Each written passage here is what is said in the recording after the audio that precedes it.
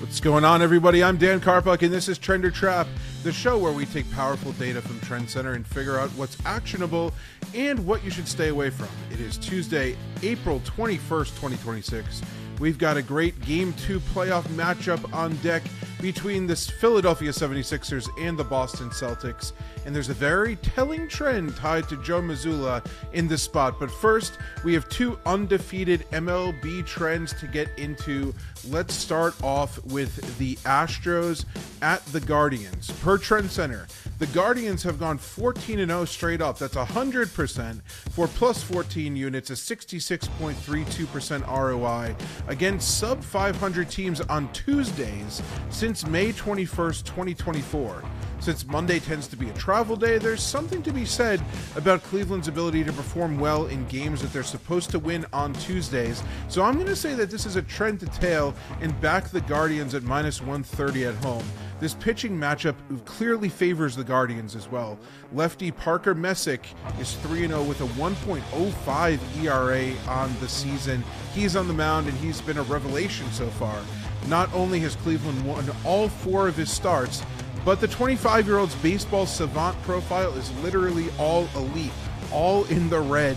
He ranks in the 99th percentile of pitching run value, 96th percentile of breaking run value, 95th percentile of fastball run value, 95th percentile of off-speed run value, and has made opposing hitters chase pitches out of the zone, has surrendered weak contact, and has also missed bats when he's needed to with a 26.9% strikeout rate. Meanwhile, Ryan Weiss is 0-2 with a 6.75 ERA. He's going to be on the mound for the Astros, and he's not going to be a traditional starter here. He hasn't built up to that workload yet.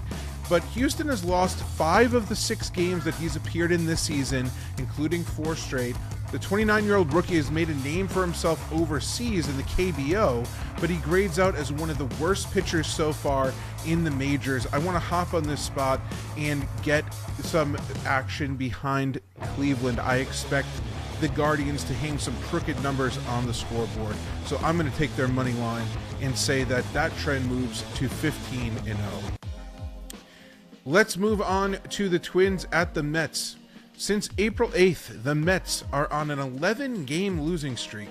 Per TrendsCenter, fading them every game in that span would have netted you 12.63 units. That's an 88.08% ROI. No team has ever made the playoffs after having a 12-game losing streak at any point in a season. And with this payroll, that is very embarrassing for the Mets. Who knows what's going to happen with their manager situation? Are they going to make some firings soon? Who knows? However, is this a trend to consider with the Twins at plus 154 to win and keep that streak going? Or is this a trend or is this a trap to fade with the Mets minus 170 as the best bet?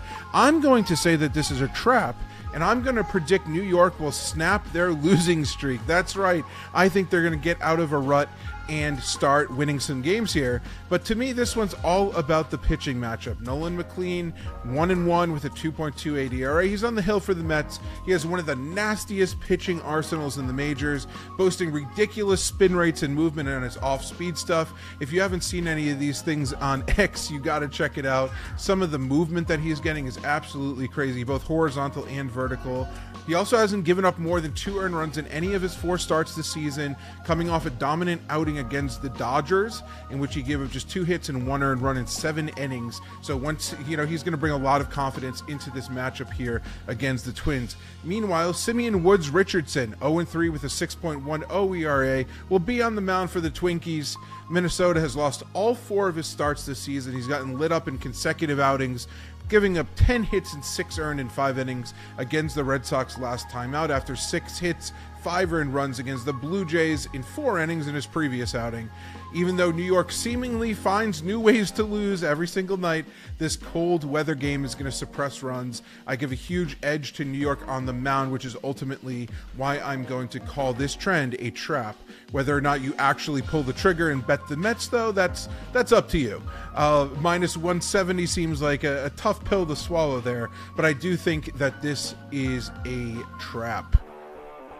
Heading to the hardwood, for 76ers Celtics Game 2. The Celtics lead the series 1-0. Per TrendsCenter, under Joe Mazzulla, the Celtics have covered as 4.5 point or longer home favorites at an 8-2 clip. That's 80%, plus 5.8 units, 52.73% ROI in the first round of the playoffs. The Celtics are 12.5 point favorites in this spot. So are they a trend? Is this a trend to tail? Or are the 76ers plus 12.5 the way to go here? I'm going to say that this is a trend that I'm going to tail. With Joel Embiid out for Game 2, it's really tough to imagine the 76ers having a chance to keep this one close, especially after a 123-91 Game 1 Boston victory. Even if Tyrese Maxey and Paul George both go for 25 or 30 points, the 76ers simply don't have the depth or playing style to keep this one close. The Sixers probably won't go 4 for 23 from 3 once again, but Boston could very well shoot 50% once again and assist on 31 of their 45 made buckets. Joe Mazzulla's system prides itself on finding the open man, and even with superstars Jason Tatum, Jaylen Brown essentially locked in to score 50 to 60 points combined, having the luxury of bringing guys like Peyton Pritchard, Nikola Vucevic off the bench is important to note here. Someone like Sam Hauser can find himself open for multiple threes, as he did in Game 1 as well. So I expect a sweep in this first round matchup, especially if Embiid doesn't return. It doesn't look like he's going to, and I don't expect this to stay close at all. So I'm going to say that this is a trend to tail. So to wrap it up, we've got 2 trends worth trusting and one that I think you're better off fading. I'm riding with the Guardians to keep that Tuesday dominance rolling, calling the New York Mets streak a trap and expecting them to bounce back. And I'm laying the points with the Celtics in what should be another statement game without Joel Embiid. This is the edge when you combine trends with context. Not every trend is created equal, of course, and that's exactly why I'm here to help everybody figure out what you should tail and what you should fade.